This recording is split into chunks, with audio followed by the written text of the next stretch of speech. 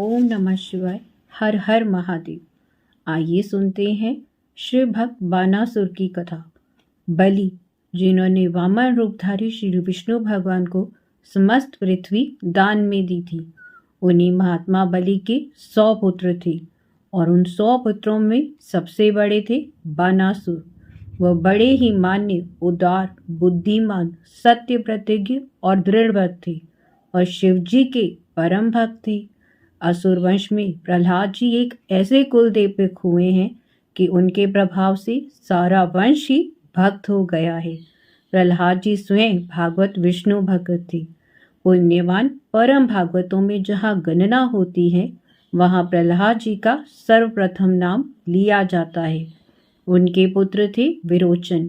विरोचन के पुत्र बलि दान शिरोमणि और इतने सत्यवादी हुए थे कि साक्षात विष्णु भगवान को उनके यज्ञ में आना पड़ा था। छद्म वेश में उन्हें बांधकर अंत में स्वयं बलि के प्रेम पाश में बंध गए थे। तब से लेकर अब तक कहते हैं भगवान आज भी बलि के द्वारपाल के रूप में विराजमान है। बानासुर ने केदारनाथ के पास शौनितपुर को अपनी राजधानी बनाया।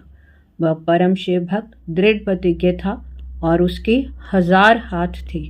वह हजारों वर्षों तक शिव जी की आराधना करता रहा। जब तांडव नृत्य के समय शंकर जी लय में नाचते थे, तब वह 1000 हाथों से बाजे बजाता था। उसकी सेवा से भूतनाथ भवानी पति परम प्रसन्न हुए। उन्होंने उन्हें वरदान मांगने को कहा। बानासुर ने प्रार्थना की, प्रभु आप मुझ पर इतनी कृपा करो कि मेरे पिता के यहाँ सदा विष्णु भगवान विराजमान रहकर उनकी पूरी की रक्षा करते रहें और उसी प्रकार आप भी मेरी पूरी की सदा रक्षा करना। आशुतोष भगवान ने कहा, अच्छी बात है, ऐसा ही होगा। ये कहकर शंकर जी वहां रहने लगे। अधिक बल, विद्या, वैभव पाकर अभिमान होना तो स्वाभाविक ही है, किंतु जिनके कोई इष्ट हैं, जो भक्त हैं, उनके अभिमान रूपी रोग को कल्याणकारी श्री इष्ट देव शीघ्र ही नष्ट कर देते हैं।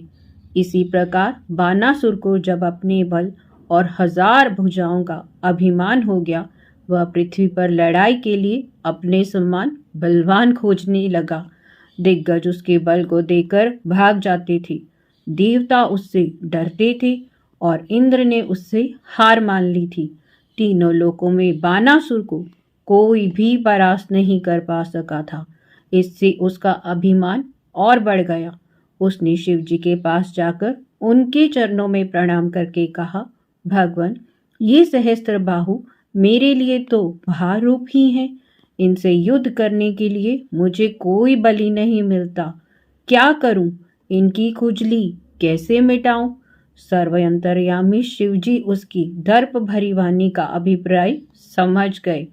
वह तो दर्पहारी है ही।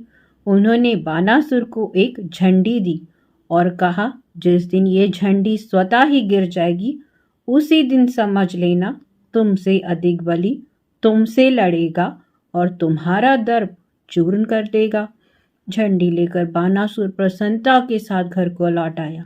कालांतर में भगवान वासुदेव ने आकर उसके मद का चूर्ण किया और 1000 भुजाओं में से केवल 4 भुजा छोड़कर सभी को काट डाला।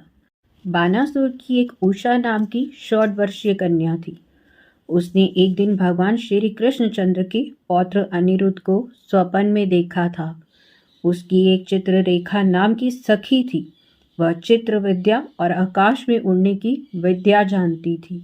जब उषा जागी और घबराई, तब चित्ररेखा ने सबके चित्र उसके सामने रख दिए।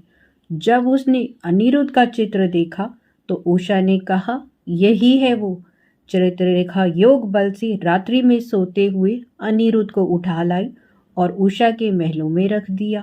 बहुत दिन अंतापुर में रहने से धीरे धीरे यह बात उषा के पिता बानासुर के कानों तक पहुंची। यह सुनकर बानासुर को बहुत क्रोध आया।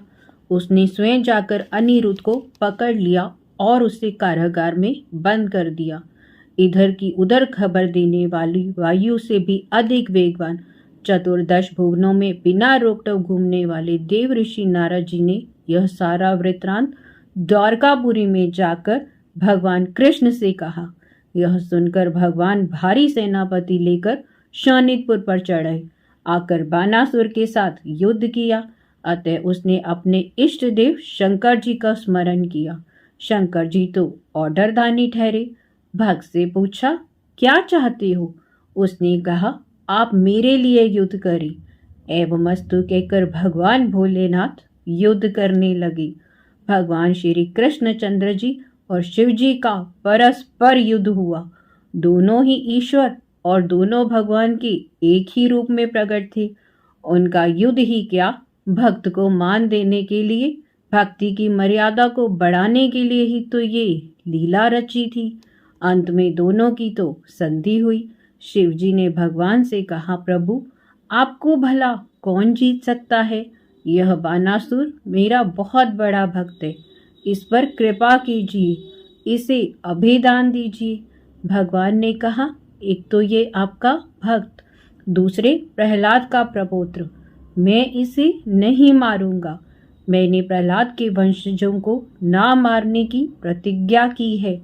इसकी भार रूपी ये जो 1000 भुजाएं हैं, मैं इन्हें काट देता हूँ। केवल 4 भुजाएं ही इसके साथ सदा रहेंगी। यह आज से आपका प्रधान पार्षद माना जाएगा और सदा अजर अमर रहेगा। यह कहकर भगवान ने बानासुर को अभेदान दे दिया। उसी दिन से परम शिव भक्त बानासुर अजर और अमर हो गए। ओम नमः शिवाय। हर हर महादेव।